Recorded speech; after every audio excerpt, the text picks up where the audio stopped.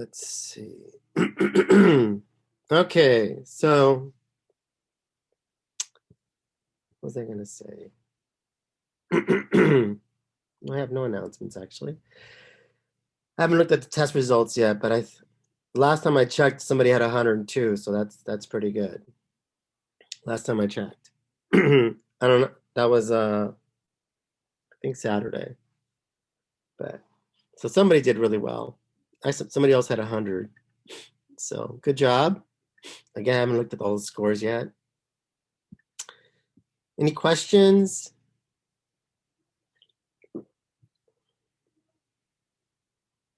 You think some of the questions might be regraded? I know you mentioned how Um, sometimes your quizzes they get messed up or something. you mean sometimes Canvas doesn't acknowledge my answers? Yeah. Uh, Maybe. I'll have to check. All right. Just asking. Yeah, good question because it sometimes Canvas does not acknowledge my answers. So just to kind of give you an example of what I'm talking about. So when you're writing the question, it always lists the first question as correct, and so often sometimes I don't key in that question as correct, but it doesn't always acknowledge that I didn't acknowledge that question as correct. But I'll have to check. But I haven't checked, but maybe.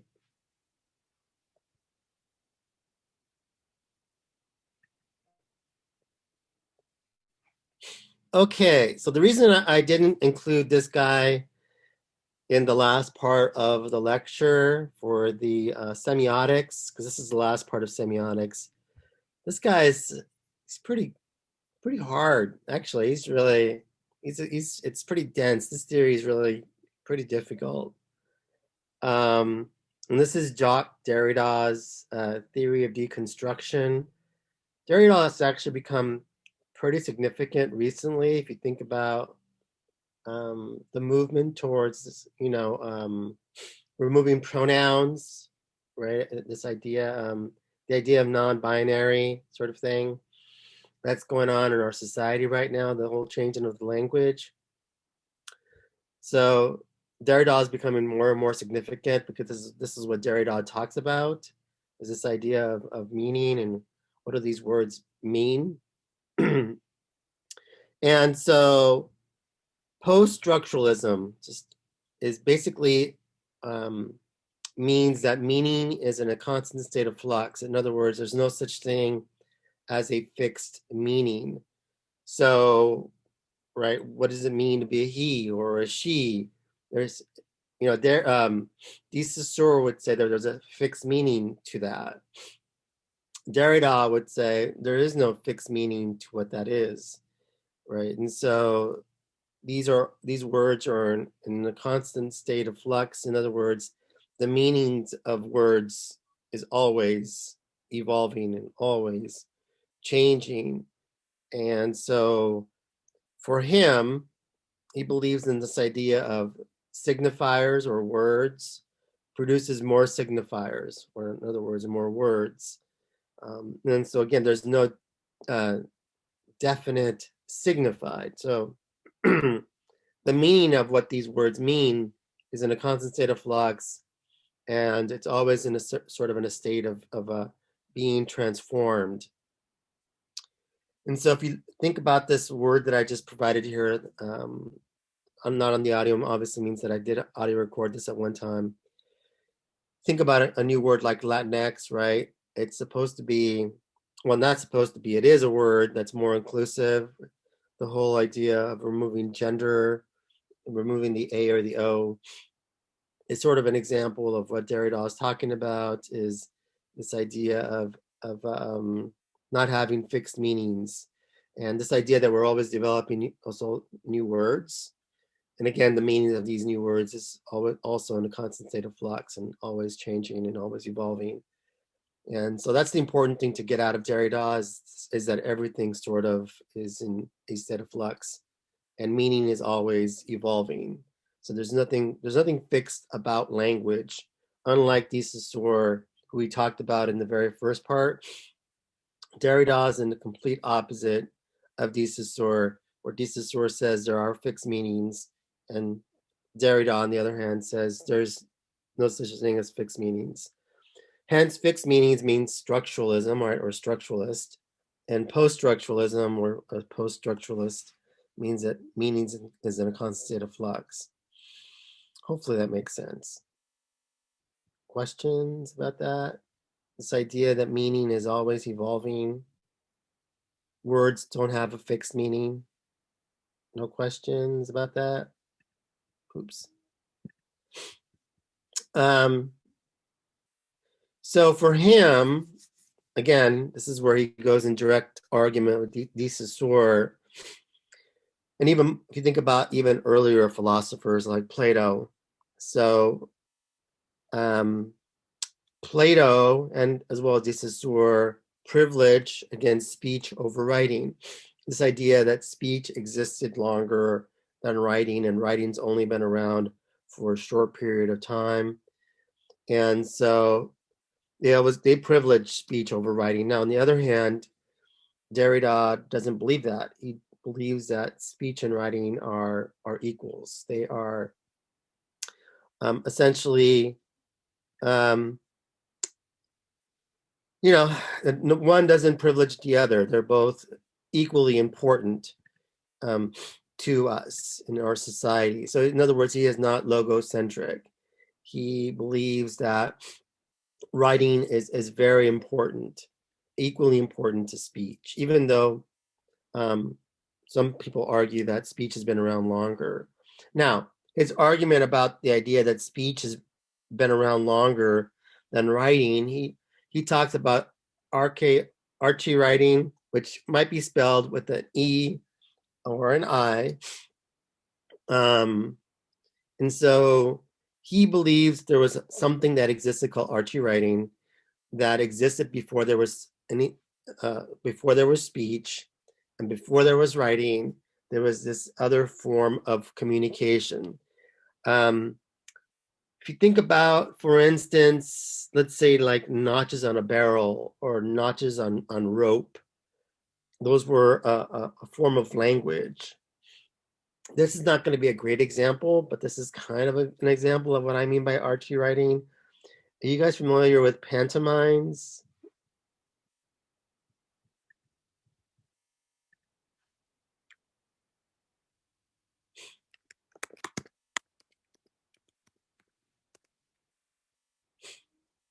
So pantomimes essentially, right? You act out something with there's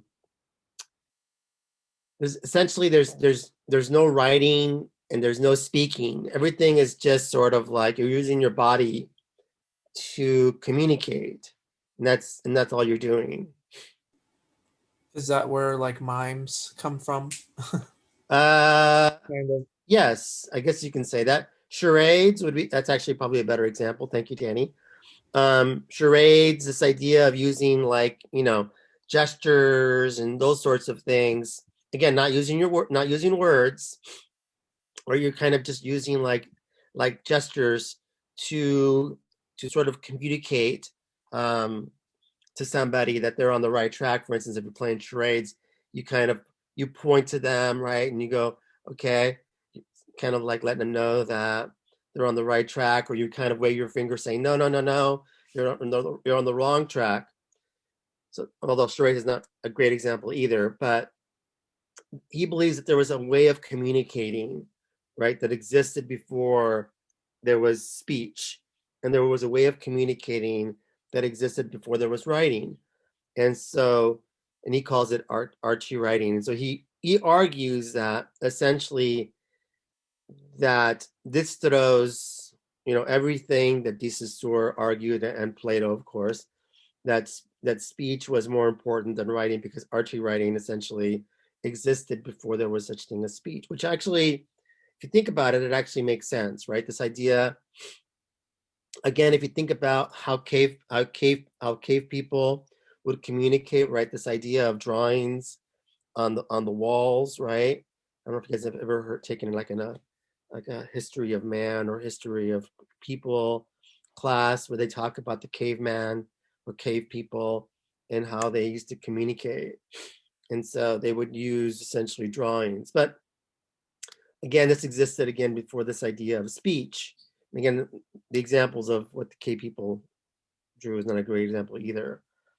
But the best example would be notches on a barrel to essentially communicate to you how much water you have inside the barrel. Now, another thing that he talked about was this idea of deference. And again, this is part of his theory of deconstruction.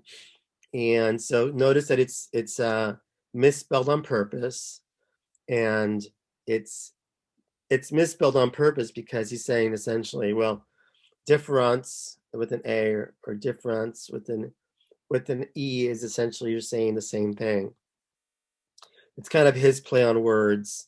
And so for him, right, what is defer? Defer means to postpone meaning. In other words, because there's an endless chain of signifiers, you postpone meanings. In other words, right, you have to wait until the person finishes speaking before you can actually decipher what he or she is saying. So, and then there's also defer, right? How and where the signifier is delivered. So, how and where the signifier is delivered basically tells you how the word is being used, right? So, if you let's just say that if you use the word fat, right? So if you just call somebody fat, be outside of the wrestling room is probably considered an insult. In the wrestling room, we call each other fat all the time because if you're overweight, you're fat.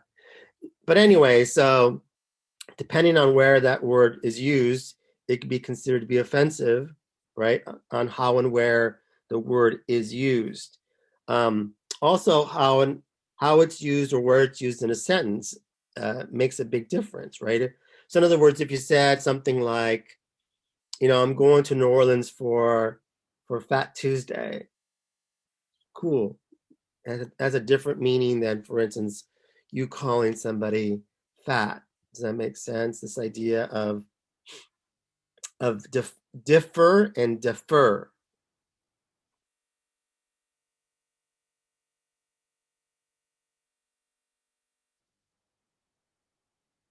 Kind of makes me think about those context things that we're talking about a couple lectures ago. Remember how, like, you saying, like, if you might know the inside joke, like, remember that that billboard, whatever about Oh, that. the double entendre. Yeah, whatever it's called. Yeah, I forgot the term that you would use, but people use slang to specify what they mean. But if you don't understand, I feel like it's like the same thing with different and difference or whatever you want to call it.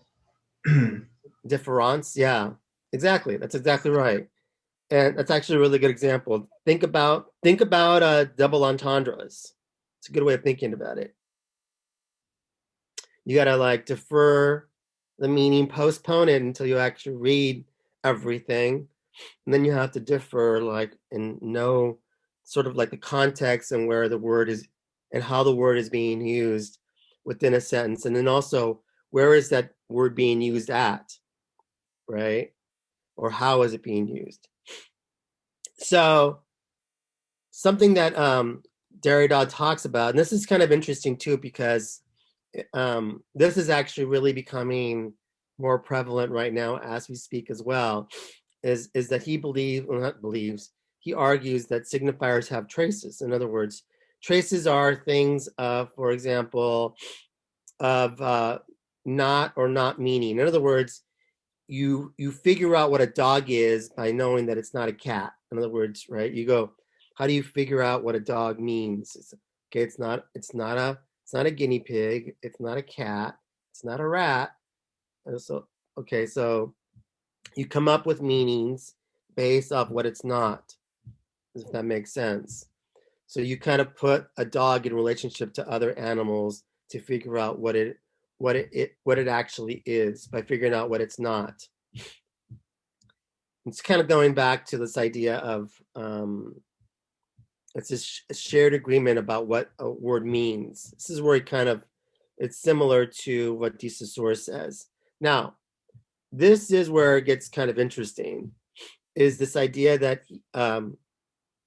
signifiers also have this idea of historical meaning. So, and this is where, if you think about the removal of all these Confederate statues and those sorts of things, and people having their names removed, right, from buildings at universities, those sorts of things, is that essentially these words, right, have historical meaning. They have traces.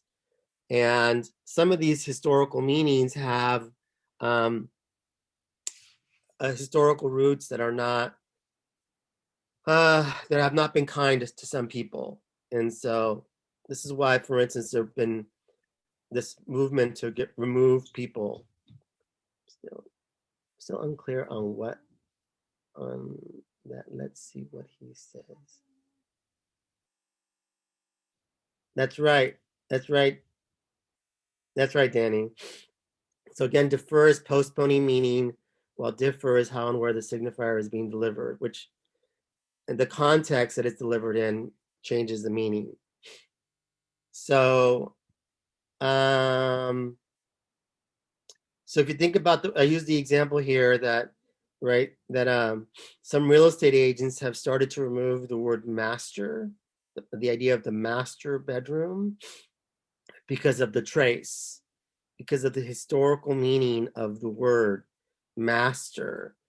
And so because it has a racist trace, or some other trace that makes it offensive to some groups, essentially real estate agents are no longer, some at least, are no longer using the word master. I can't remember what word they're actually using instead of master.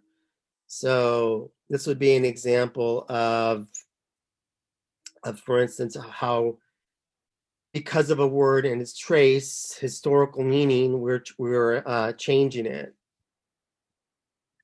or getting rid of it, I should say. So another example, and this is more like a Cal State Fullerton example. Did you guys hear the controversy regarding the guy who built the business school? Yes. I think I heard that he was supposed to donate a specific amount, or am I thinking of something else? No, yes, he's supposed to keep donating a certain dollar amount over a certain period of time, but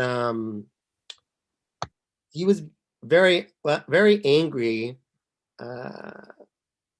He had some very angry tweets, I believe, or he was saying some very angry things on social media. And so essentially, because of what he was saying in social media, the university has decided to end our relationship with this individual. And I'm not sure if we're actually going to remove his name from the business building, but so that would be an example of, right. You're right. You're right, Darren. And so, yeah, he was saying something that our professors or our students are too liberal. And he was sort of very angry that I guess our school was becoming too liberal, because he's a conservative guy. And so he was saying these things on social media and posting these things. And apparently, I think our university president has decided to end our relationship with this individual. And again, right, if you think about his name and the historical meaning that his name is going to have, I think this is one of the reasons why we're removing his name. I believe that they told me that they're removing his name from the business school building. Does that make sense? This idea of traces, that signifiers have traces. You figure out what a word means by what it doesn't mean, but then also that traces have historical meanings.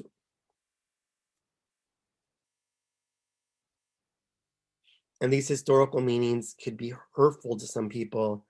And so there's sort of a movement to get, I don't know if to get rid of the words or to remove the words. And again, big push in universities to get rid of, there you go, That's even a better example. Aunt Jemima. That word has an offensive trace, right? If you think about it. And so there's a movement to get rid of that word. And I guess I guess they're getting rid of the word Aunt Jemima, I believe, as well as getting rid of the image. Is that correct, Archie? If I remember correctly.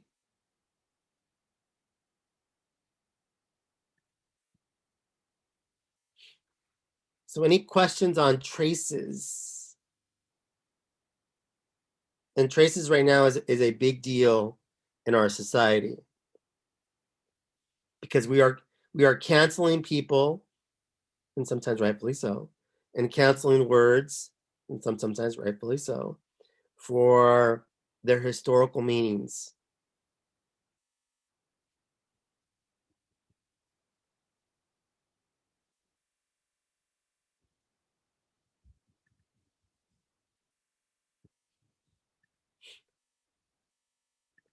So, for example, and this is talking about Derrida's and the idea of the fact that signifiers are always constantly evolving and changing, and the fact that we're always developing new words in our language. And so here's an example of what I'm talking about.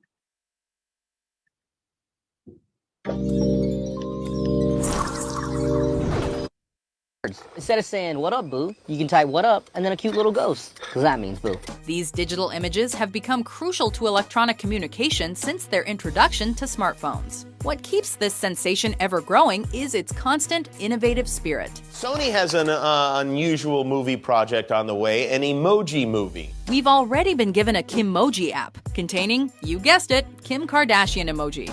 And more celebrity emoji packs are on the way. We here at WatchMojo are excited to see what's on the horizon for emoji, since we can only imagine that it will be huge. Woman. Man, winking face. Smiling face with heart-shaped eyes.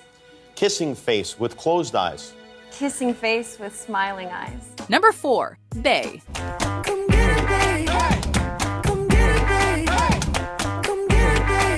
Just when you thought that annoying Facebook couples couldn't make you any more squeamish, Bae somehow became a thing. Bae, before anyone else, isn't that what it stands for? Okay, I got that one. Whether it began as an acronym for before anyone else, or simply as an abbreviation of babe, Bae has established itself as a cornerstone of Instagram captions. It's one of those tongue-in-cheek phrases that is typically said in jest. Occasionally, however, that couple will post a gag-inducing caption about Bae, and your faith in humanity will be tarnished. Bae, that just means like a woman who's really nice and that you respect? I don't know. We're kidding, of course, but there's gotta be a better pet name out there for you and your significant other. Right, Bae? Which one you want to go to, Schmoopy? You called me Schmoopy. You're Schmoopy. You're Schmoopy.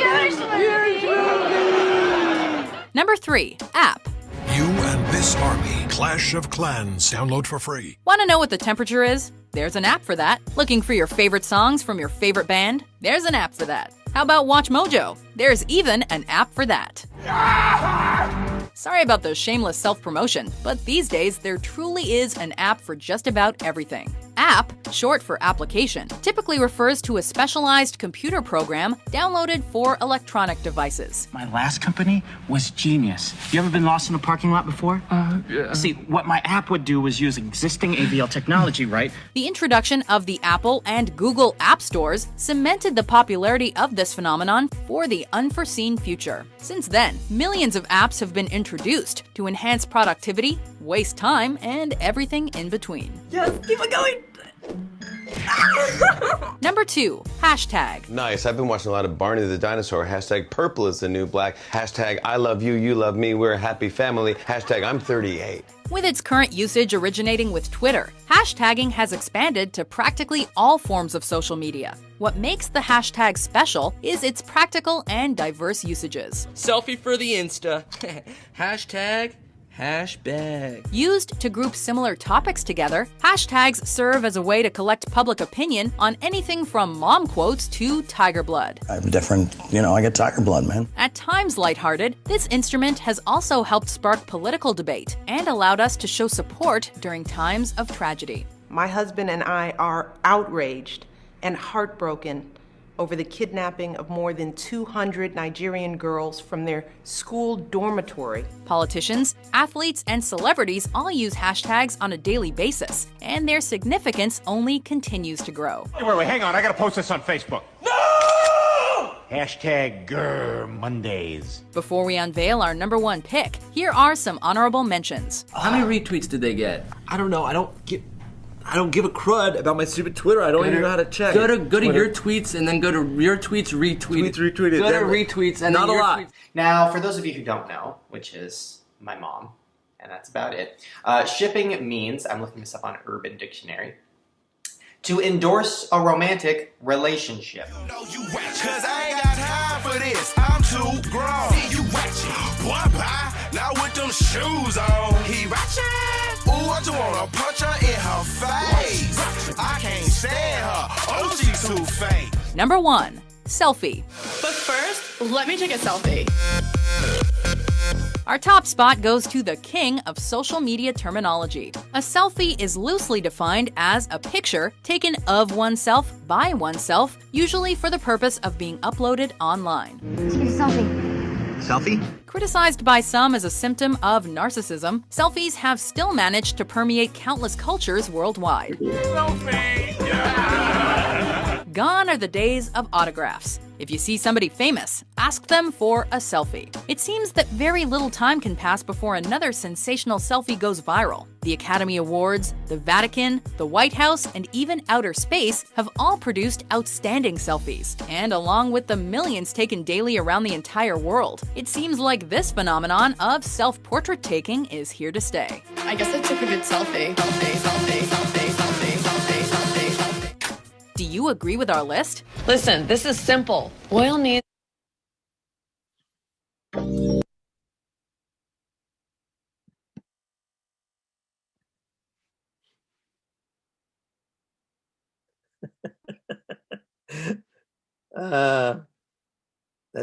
It is an old song, true. All right, so any questions on this idea that language is constantly changing, constantly evolving? We're constantly developing new words, and it's always in a kind of this idea of a state of flux. And so this idea that a word's meaning is changing depending on the structure, right? Think about a word like pair and pair. It sounds absolutely the same, but because the structure is different, right? One's referring to a pair of shoes, while the other one is a pair that you actually eat. Also temporal, right? Time. So over time, as meaning changes and evolves. And so depending on the time that we're using that particular word, the meaning of the word changes over time. Think about, for instance, another example, and Disney's getting a lot of heat over this right now, is over its stereotypical images that it had, right, on its Disney Plus service. And so because the meaning of these images or words change over time, now Disney's having to apologize for having these stereotypical images on its platform.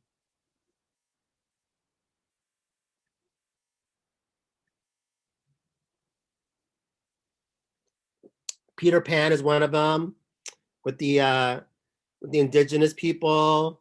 I think there's a few others where they apologize about the representations of other racial or ethnic groups. But that goes to show you that, exactly, goes to show you over time, words, images, meanings change. And now what was okay back in the 50s or 60s, and maybe not even okay, but it was more, I guess, acceptable. People didn't complain as much, I suppose. And so now, because of this, you now have, there you go, Disney Plus has a disclaimer before a lot of their, right, and so now Disney's having to apologize for having these images. Some of my students, by the way, believe that it's, that these disclaimers were poor, but I don't have Disney Plus, so I don't know, but. I didn't realize that I know this is not Disney Plus, but it's still Disney. They're changing Splash Mountain's theming because that I think the Song of the South is what it's based off of, and that has some well, not some, but racial like elements to it, like racist elements. And so Mhm. they're changing it to Princess and the Frog. But I've ridden that ride like 100 times, and I never knew that um, Song of the South like had that. If you watch the movie, apparently, like you would know. But I've never Yeah, watched it, so right. I didn't The know movie that. was taken out of distribution a long time ago, if I recall correctly. You wouldn't Interesting. have been able to see it. It would have been hard to see because the I Song didn't of the even South, know I that. think they removed it from distribution.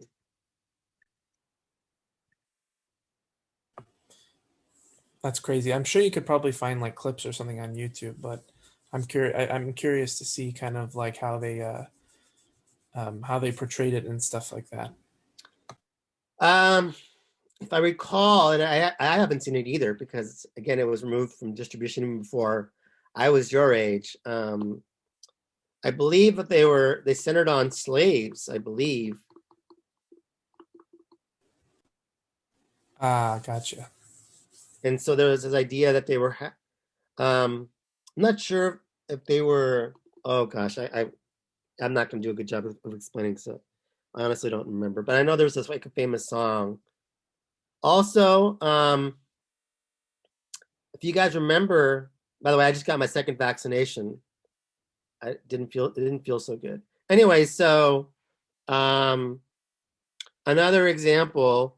Have you guys heard about Pirates of the Caribbean and how Disney changed also the theming for the Pirates of the Caribbean? Do you mean the one with the women The women, scene where the wench for a bride or something like that? right? Exactly. They also changed the theming for Pirates of the Caribbean because it was offensive to some people. Thank you. Oh, I did get sick after the second vaccination, to be honest. A little bit. You'll feel like, well, at least I felt like hell for like a day.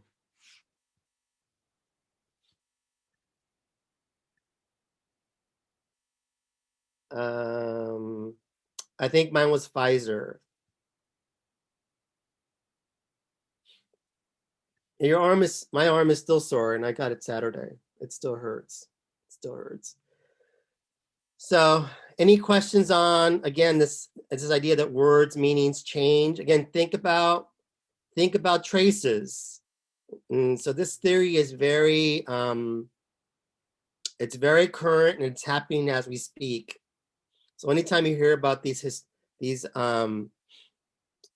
historical roots where people are changing the meanings of things, or how Disney's changing some themes or some rides, a lot of it centers on Derrida's argument. So no centers.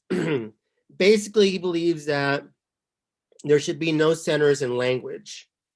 This idea that, you know, how we, in our society, at least in the United States, historically we've been a patriarchy, right?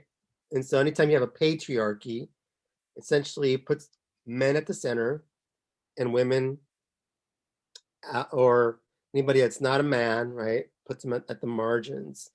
And so he believes that anytime you place somebody at the center, it marginalizes other groups. So another example here in Western society, we tend to put like Christianity, right, at the center. If you think about our religion, so Christianity is at the center, and we end up marginalizing others. Patriarchy is at the center, and we end up marginalizing everybody else. Historically,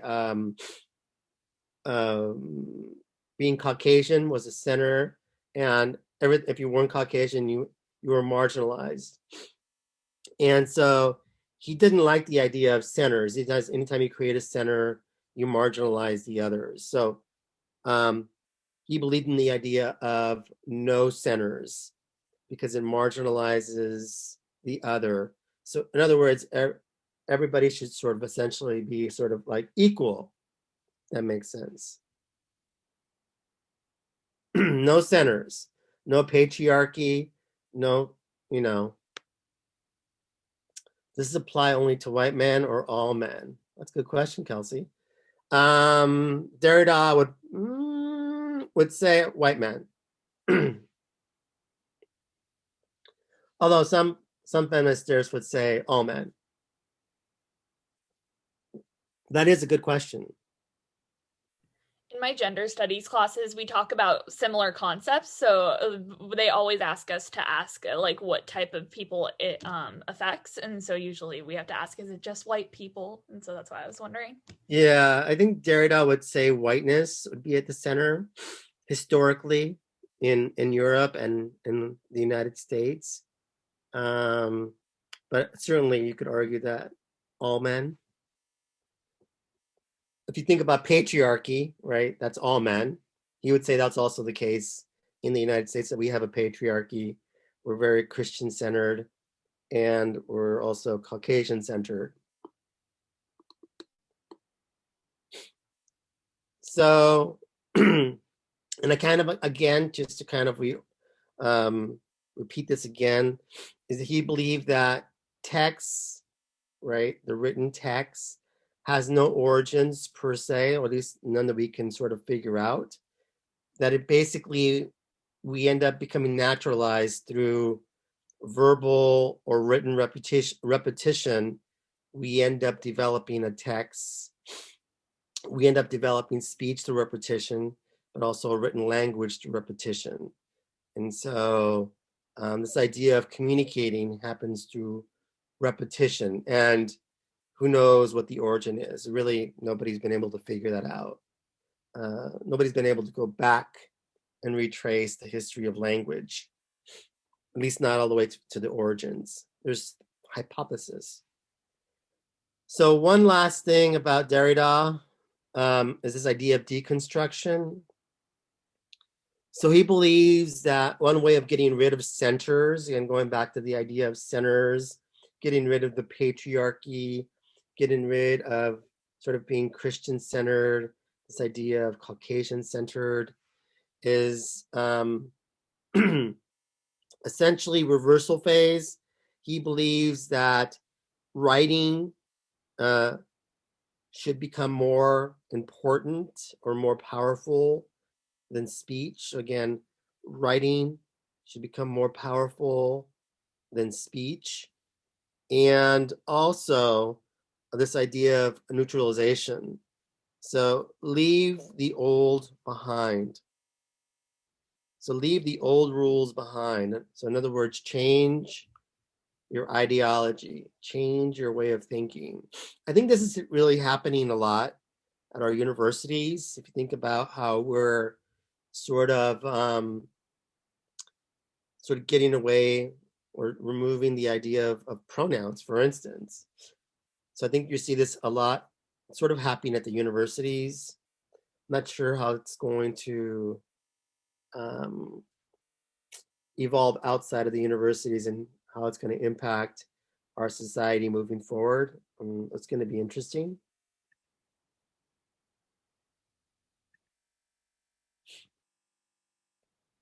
And getting rid of the SATs. Yeah, well, yeah. Well, it is, they say it's biased, right? Isn't that the reason why they're getting rid of the SATs?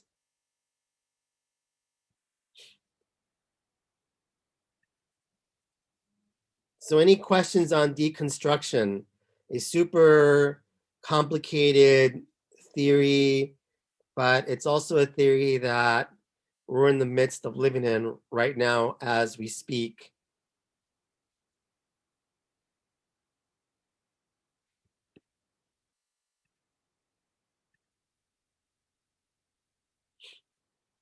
Yes, Christina. No centers means that there's essentially get rid of centers. So think about our ideology, this ideology of patriarchy, our ideology that centers around Christianity.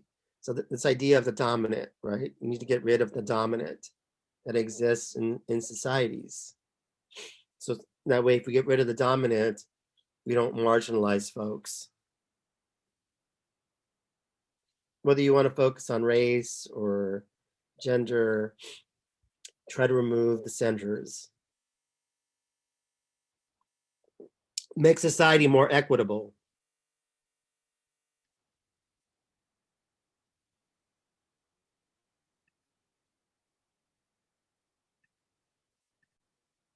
Okay.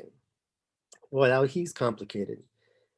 Anyways, so let's move on to less complicated theories, because man, he is complicated. He spoke on reversal phase is to get rid of old get rid of the old rules, Danny. Get rid of the old rules. So traditional meanings should change, for instance.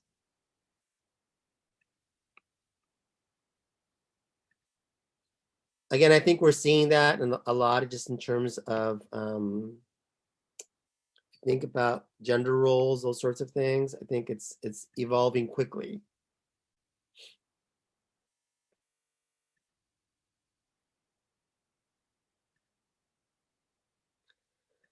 All right, so a little bit about media effects, unless there's other questions. So a little bit about the history of media effects. These are sexy theories. These theories are not nearly as hard as semiotics, in my opinion, especially Derrida. So the first media effects theory was essentially mass society theory, which we already we already discussed in cultural Marxism, the magic bullet theory, hypodermic needle theory, mass society theory. Same theories, different words are used to describe that theory. And that was essentially the first media effects paradigm. So this idea essentially was that media was all powerful, and essentially audience was pretty weak, and the audience didn't have the ability to question media. And so for a long period of time, that was the dominant media effects paradigm. Most scholars that studied the media believed that media was all powerful and the audience was powerless. And so along comes media effects theory, and essentially that kind of changes that paradigm. So first and foremost, we have Lazarsfeld and Herzog study. They voted on voting behavior. And so they did a study on how people went about voting for whatever president or person they were going to vote for that runs for office. And what they discovered through their study was that actually people were really kind of critical. They analyze information, and so they're not necessarily powerless. They do have a critical view on things, and that this idea that they're kind of powerless is not true. And so they refuted this idea that the audience was powerless. Mass society theory. Yes.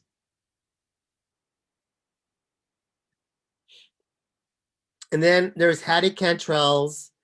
He did a study on the War of the Worlds. And are you guys all familiar with Orson Welles' War of the Worlds, this idea that we were being invaded by Martians?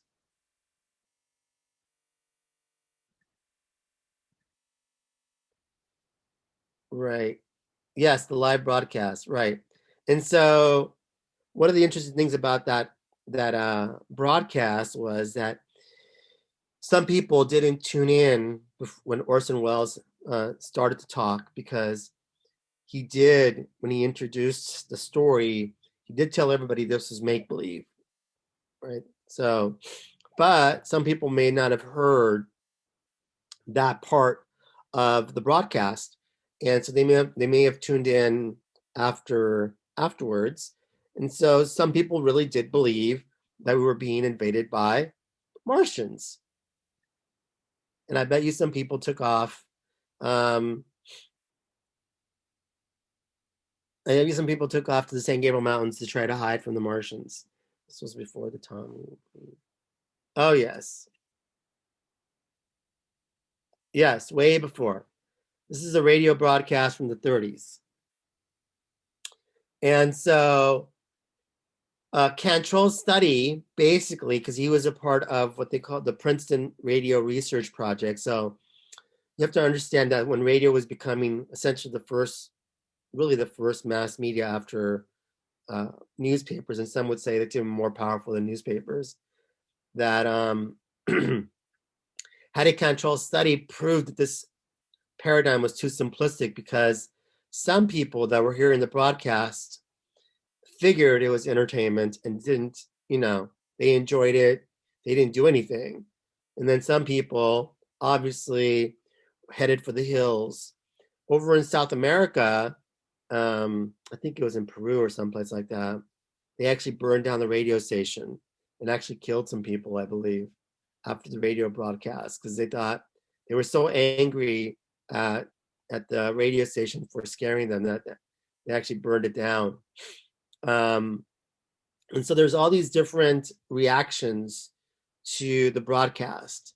And so because there was all these various reactions, again, it questioned the idea of the mass society theory, this idea that media was powerful and that audience was powerless.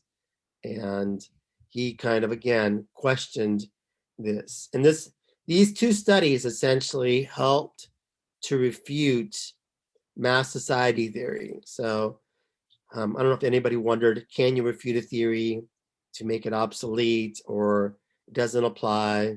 The answer is yes. You can actually refute a theory by coming up with your own study or by developing your own theories.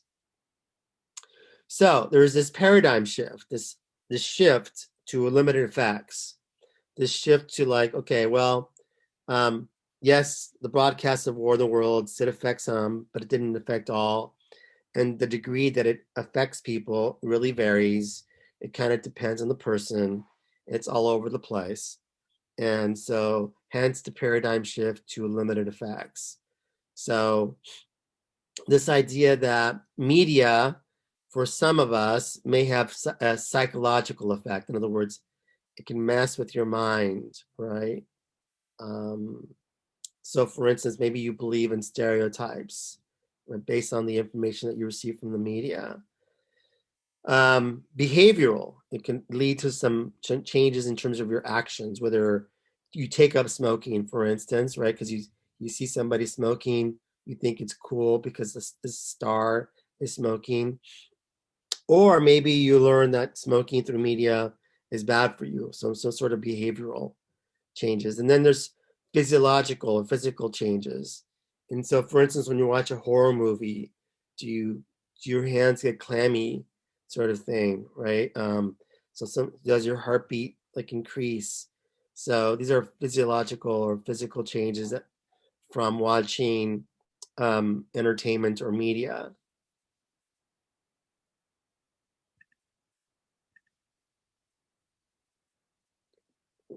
Yes, Alyssa, the Lazarfeld and Herzog study refuted mass society theory.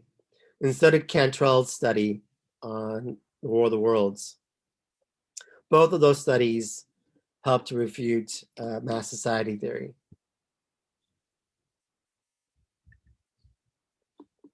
And so what ends up happening because of media effects theories is that essentially you end up adding science to study media, which is, I guess, in some ways cool because it starts becoming, I guess, harder. It's not a soft science. It's kind of a harder science.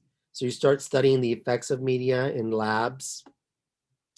And so, again, my question down here is what is one possible weakness to studying the media in a lab?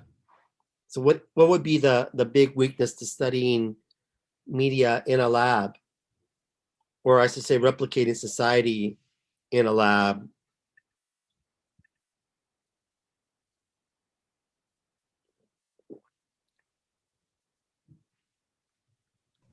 I guess because you're not going out and doing it yourself, asking people out in society because you're in a lab.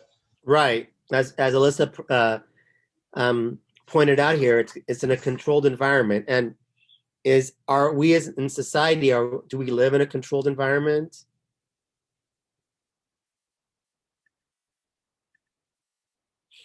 No. You're right. Both Danny and Alyssa is both correct. We don't live in a controlled environment, right? You can't really replicate society or study really media in a lab because it's impossible, because it's society is kind of, happens outside of buildings,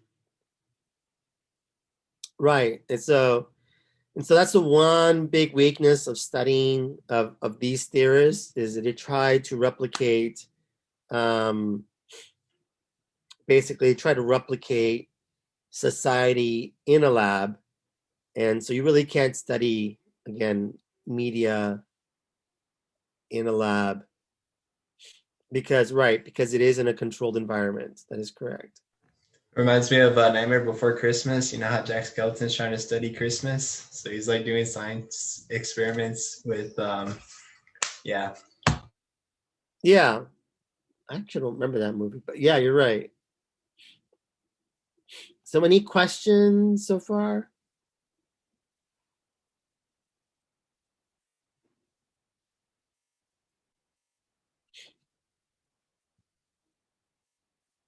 All right, so the first really theory that emerges, at least theory that's COM-based, is the two-step flow theory by Paul Lazarsfeld. We're going to talk about Lazarsfeld a lot because he's one of the most significant theorists.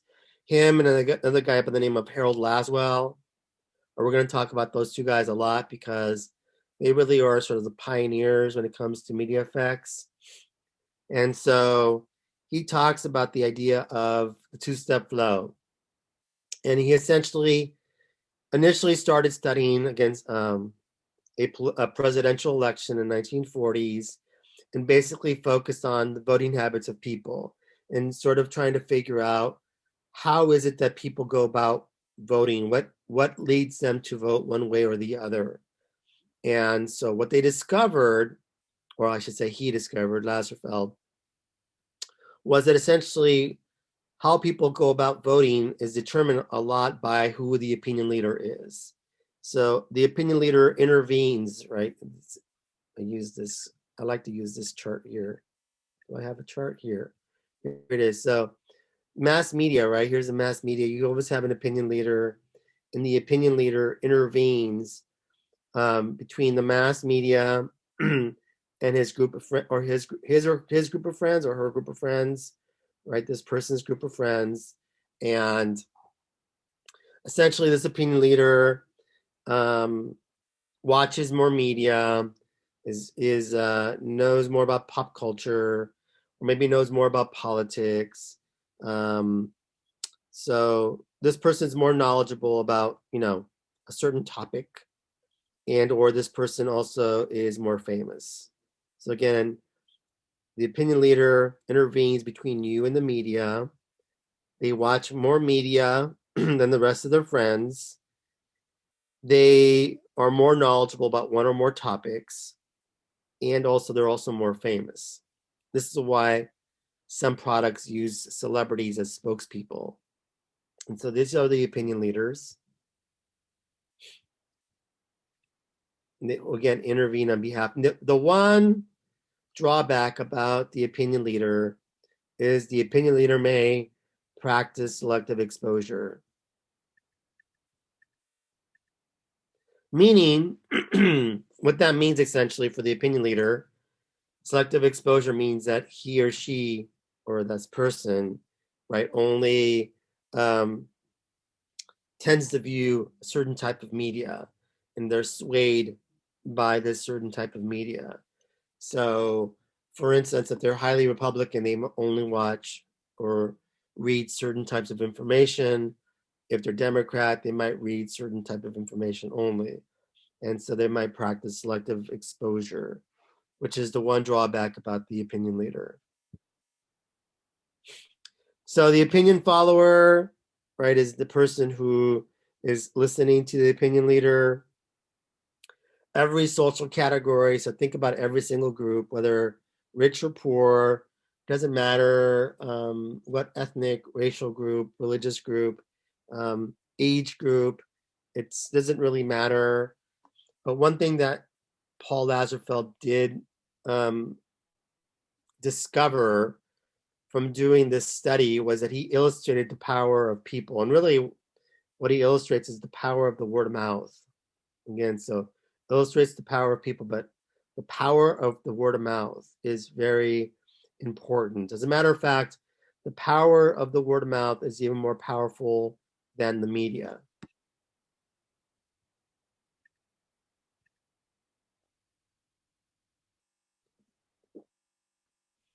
It's the person who intervenes between the mass media and their group of friends, right? Did everybody get that? That the power of people and the power of word of mouth is actually even stronger than the power of media. In other words, we are more apt as humans to listen to our friends than to listen to the media.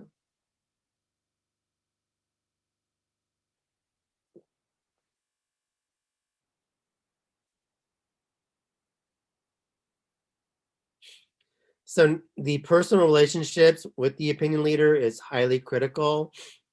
In other words, how effective is this opinion leader really depends on his relationship or her relationship or this person's relationship with the opinion followers.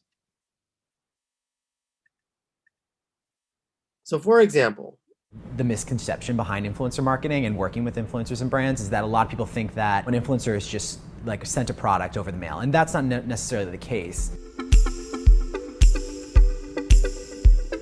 Hello, Natasha from Forbes here, and this week on The Business of Influence, we are going inside the world of influencer marketing. So we've already talked about how social media stars turn their influence into cash. But on the flip side of things, how are marketers and agencies leveraging influencers to promote their products and events? I definitely think, being a social media influencer is a big deal, and I think a lot of people around the world, don't really have that platform to, be able to decide what's cool and what's not. I don't know if I necessarily purchase products because they're endorsed by certain people, but I think if I see something like trending enough on social media, then I'm influenced to end up buying it. I think if you know who you are and you're proud of who that is and you share it, then that becomes your personal brand. It's the things you like, it's the taste in food, it's the opinions on fashion or where you choose to travel. So that all in all becomes your personal brand, and it's almost like having a friend that you could connect with.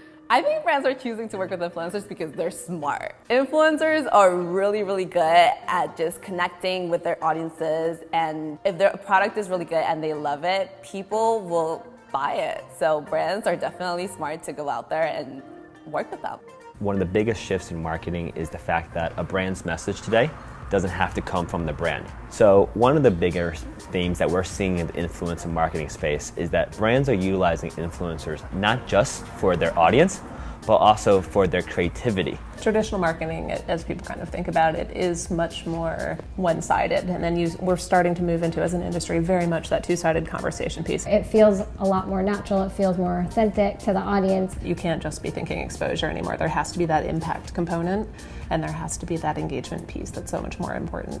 I mean, for me, choosing the right partners has always been so important. Since the very beginning, I've never done anything just for the money. So for me, it was always being super true to myself and to my style, and really picking the partners that could really work with me in the best way possible. Some of my favorite brands that I've been working with, somebody like Dior. And now it's amazing because we've been doing so many different projects, like experiences, like shows, videos, and so many different kind of things. When we look to kind of pair an influencer with a brand, we're looking for a lot of things like their core values, sometimes brand safety, to what their following looks like and what platforms they have followings on. Sometimes they'll present an idea to us, and it sometimes is not always the best idea, which is not always a bad thing because you're able to work with them and explain to them, okay, this isn't going to work because of this. And then, they give you these guidelines that you kind of have to fill in the blank. So it's a very interesting puzzle. So it really is a group effort. So much data available now that you can really build a way to put a value on that I think that's just going to help, because now we have a way to actually quantify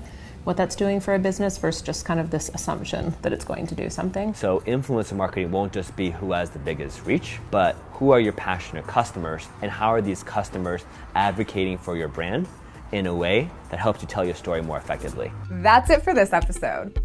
Make sure to leave your comments below and tell us what you think. And be sure to keep an eye out for the next episode of The Business of Influence. So this idea of using influencers, right, to generate a word of mouth is becoming obviously more and more important moving forward.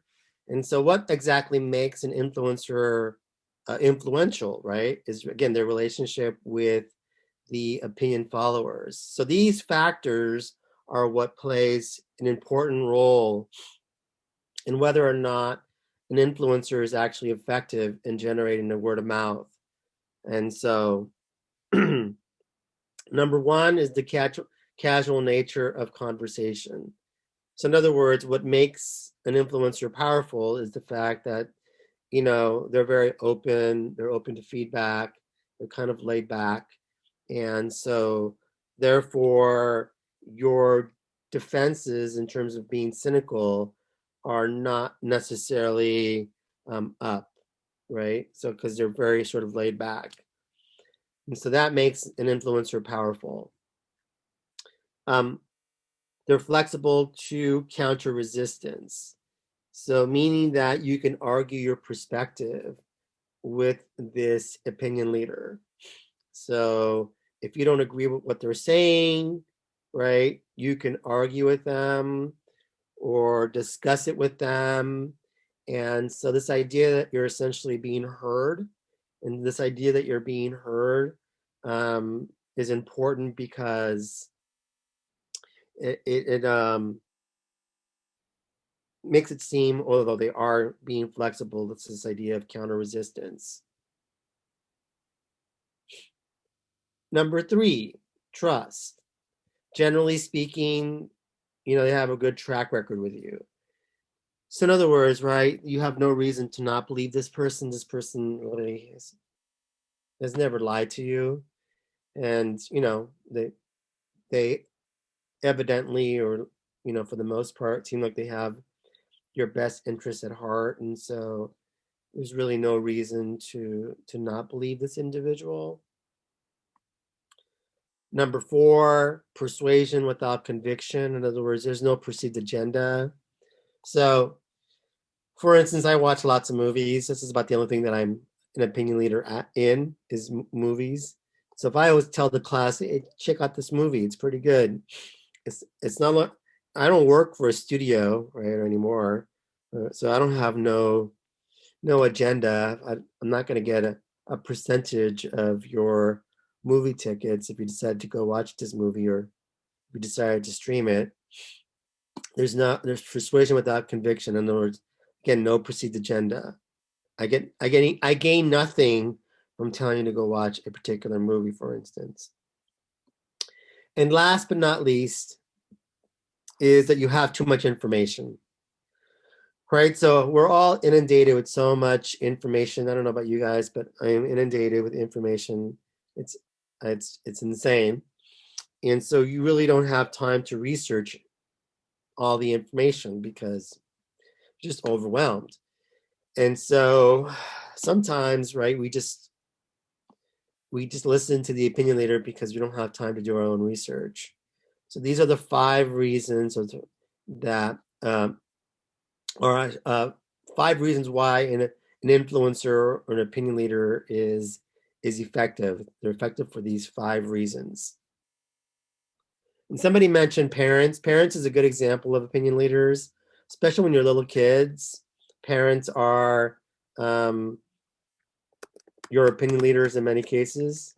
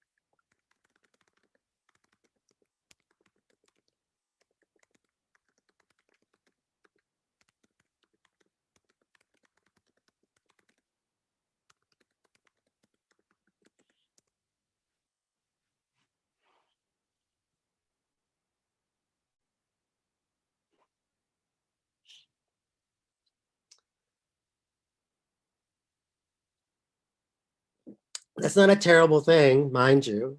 If you're still living at home, you're essentially living under the rules. Madeline, excellent point. You're absolutely 100%. Yes. Right. Your political ideology is passed down generally um, from your parents and grandparents. That is most certainly true.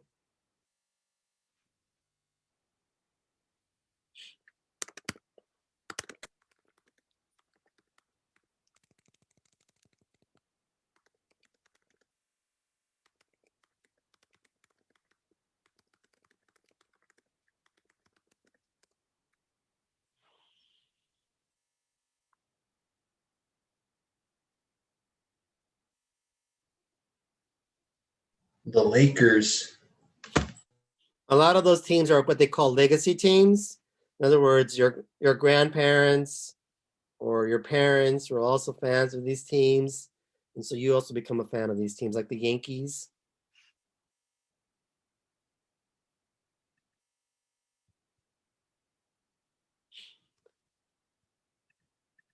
So any questions on, again, the idea of two-step flow?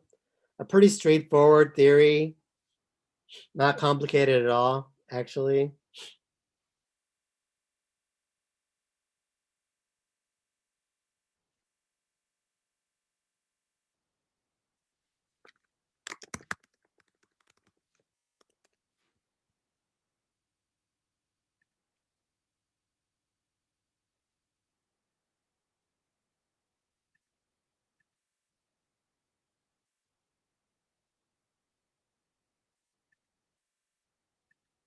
All right, so now we have Laswell's propaganda theory.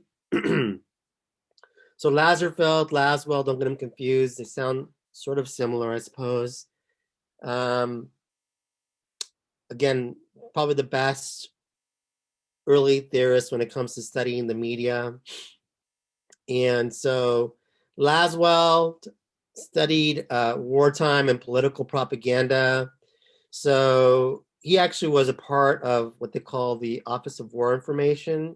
Does anybody know what the Office of War Information is?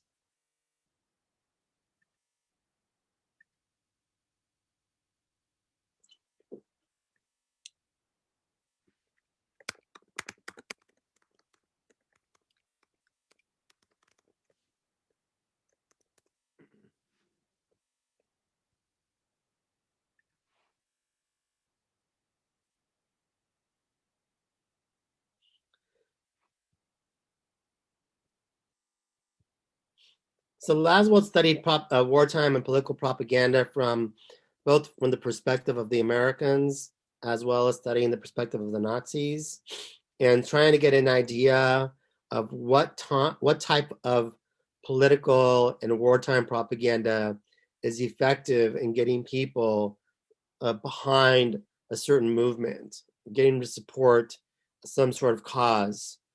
And he was a content analysis pioneer. In other words, he would read the documents, documented the war. The Office of War Information actually was our propaganda wing, Danny. They created a lot of our short films trying to get people behind the war effort in the United States using media. The Hollywood studios got behind this, radio stations, those sorts of things.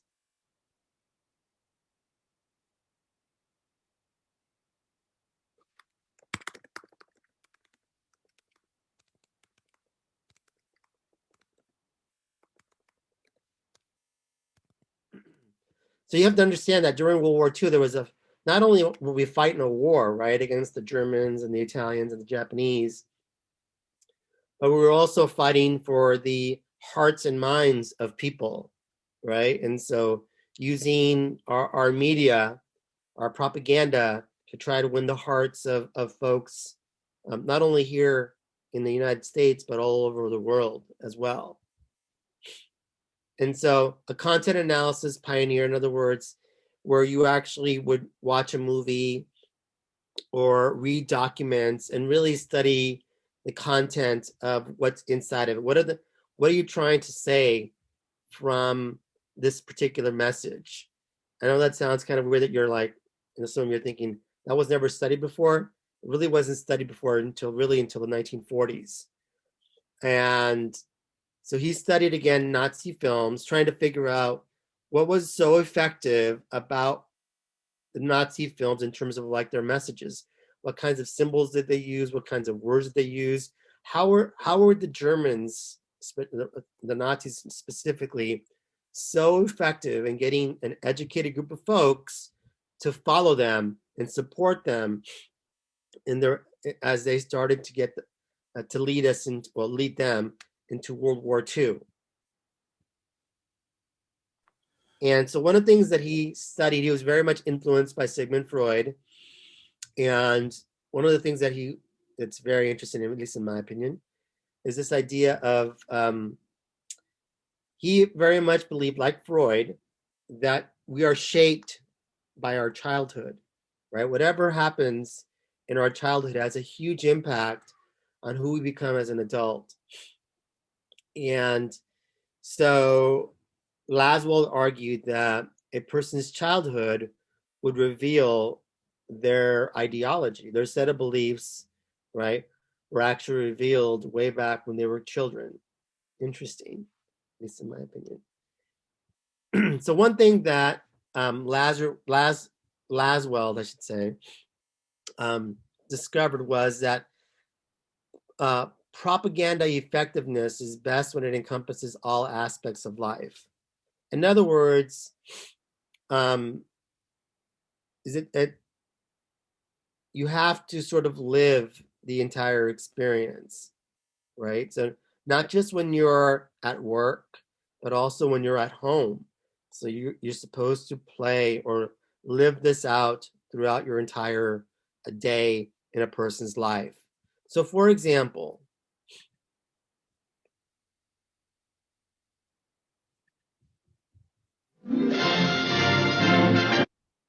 for everybody if we handle it right. Now, we've got to do two things. One's rationing, the other's price control. Come on, I'll show you where you'd be without them.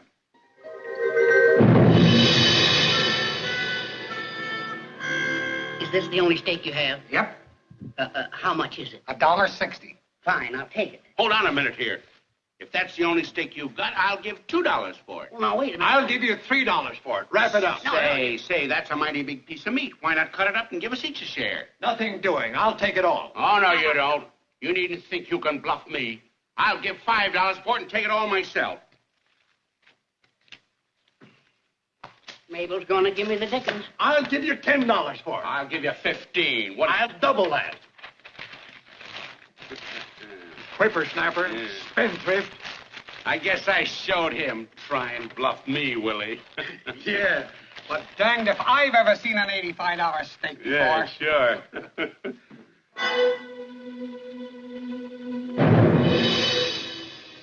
There you are. You got all the steak, all right. The other fellow didn't get any, but how many steaks could you buy that way? That's exactly what would happen if there were no rationing and no control of food prices. What it all boils down to, friends, is simply fair play. Let's look at it this way.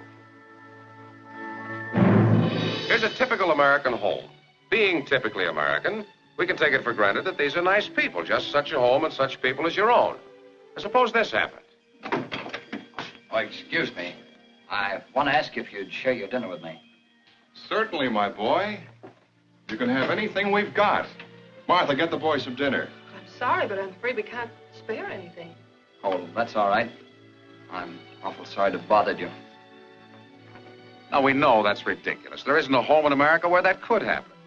Certainly, we'd all share with any soldier. But we also must share with fellow citizens.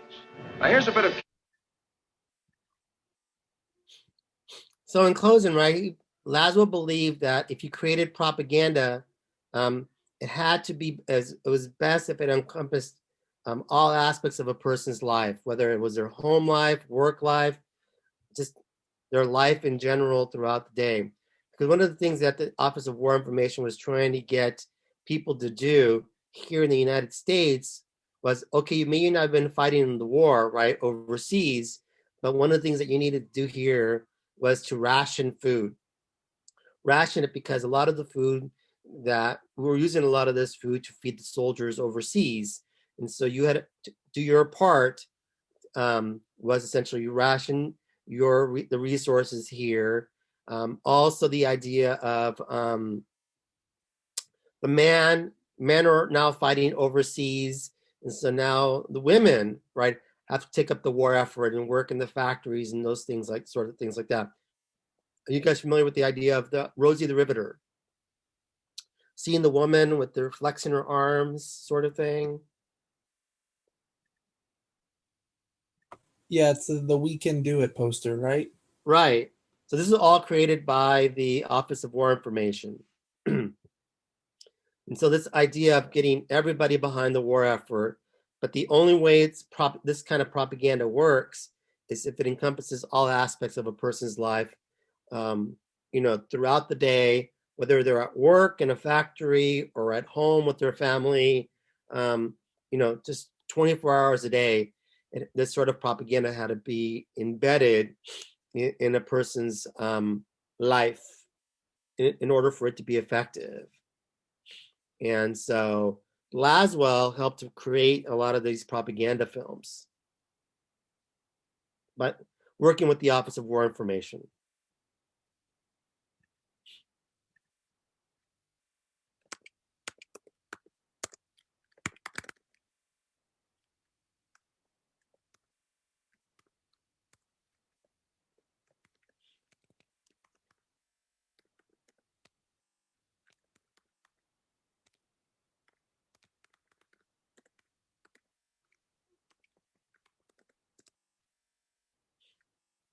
I haven't discussed the three conditions yet, Christina.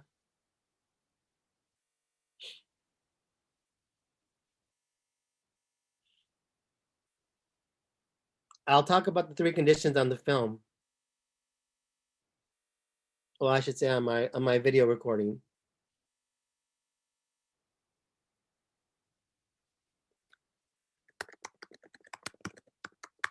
See you, Professor. Have a great day. All right, take care. Peace. Good day, everybody. Thanks, Professor. Have a good day. Thank you. Bye.